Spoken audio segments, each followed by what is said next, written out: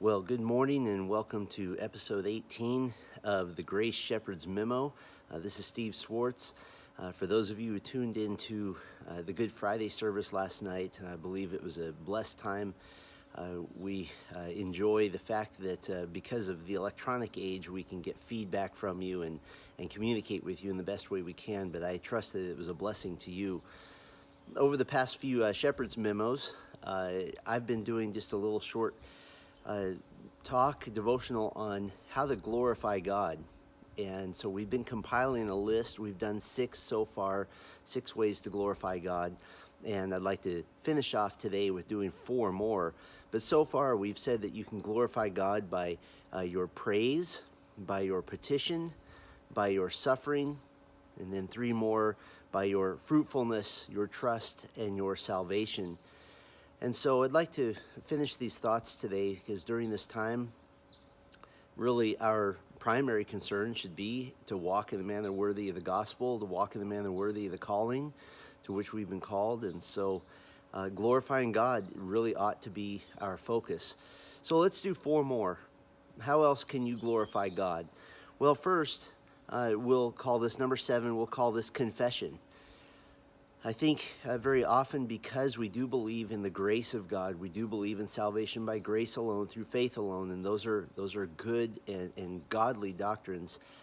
But I think at times we can leave behind the idea of confession of sin, that we do live before a holy God, we do offend a holy God, and while our salvation is not in jeopardy, our relationship can be.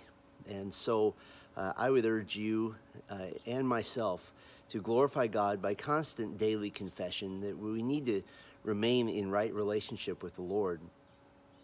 Number 8, we would call proclamation.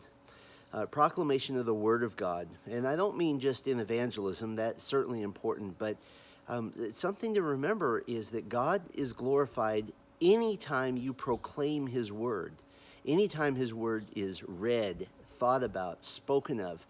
And so as you're spending time reading your Bible, remember that's not just for you. The very act of reading is an act of glorifying God. It proclaims His Word. Reading the Bible aloud in your family is an act of proclamation. It gives God glory. Listening to sermons based in the Word of God, that gives God glory. So remember, proclamation isn't just a means to an end. Proclamation is a goal in and of itself because it is accomplishing the glory of God. A 9th way to glorify God is through your contentment. Through your contentment. Don't let it be said of you that when this coronavirus crisis is over, that you were panicked and filled with anxiety the entire time. And certainly there are moments of anxiety, and we all get that. But your overall demeanor ought to be one of peace. It ought to be one of joy. It ought to be one of contentment. And that gives God glory because it says you believe who He is. You believe His attributes. You believe that He is sovereign. You believe in the providence of God. And so let it be said that you were content. And then one more, number 10 for our little mini-series on glorifying God is in the church, be unified. To be unified. And I know that's more difficult now that we're not together, and yet the reports that I've received is concerns the way you have all reached out to one another. And I think it's fabulous how probably many lesser important things and issues have been just left behind as we now work at unity, work at love with one another. Romans 15:5 tells us to be unified because it's something that God grants, and we're to be like-minded. And so that glorifies God.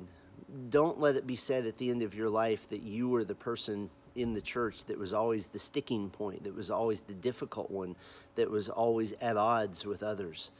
Let it be said that you were unified and that you were one with the Church of Jesus Christ on all the essentials of the gospel and the doctrines of grace and love for Christ and the Trinity and love for the church and love for the lost. So I hope these principles that we've gone over in this past week have been helpful to you. I know they've been encouraging to my own heart to live in a way that glorifies God.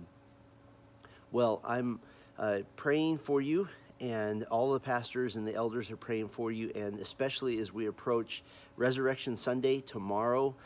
Get your families ready, and we're encouraging you to dress up in your Resurrection Sunday best and still celebrate by demonstrating how important this is to you, and that too will glorify the Lord.